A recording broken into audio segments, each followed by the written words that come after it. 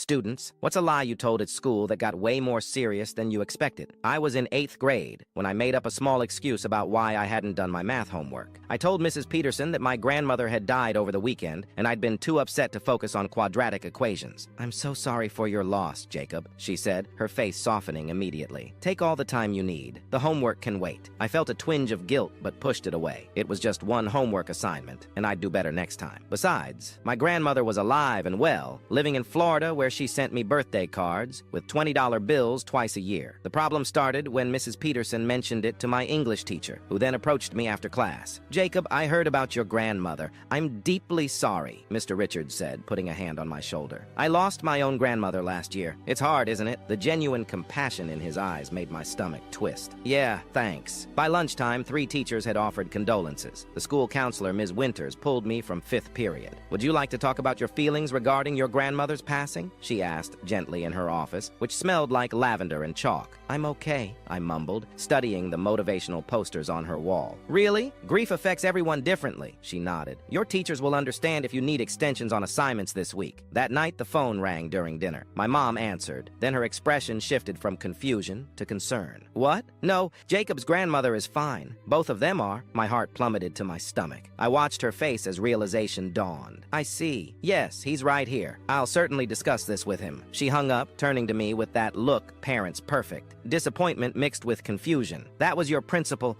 Apparently, your grandmother died? I just needed more time for math homework," I whispered, my dinner going cold. "Jacob, how could you lie about something like that?" The next day was worse. Principal Donovan wanted to see me first thing. "Death isn't something to fabricate for convenience, Jacob," he said sternly. "We have 3 staff members who've lost family members this year. They went out of their way to support you." I stared at my shoes. "I'm sorry." "Sorry isn't enough. You'll write personal apologies to every teacher who expressed sympathy. You'll also help Ms. Winters organize the grief support materials in her office after school this week." Word spread among my classmates. Some thought it was hilarious. Others avoided me like I had some contagious disease of character. "Dude, that's messed up," my friend Ethan said at lunch. "My aunt actually died last year. It's not a joke." The worst moment came when Mrs. Peterson pulled me aside after I delivered my handwritten apology. "You know, Jacob," she said quietly, "my mother passed away during my first year of teaching. I stayed up all night grading papers when I got the call. I couldn't process it." She paused. "When you said your grandmother died, I immediately wanted to help because I remember how it felt." I couldn't look at her. "I didn't think." "That's right. You didn't think about how death affects people. It's not just an excuse." 3 years later, I still think about that lie.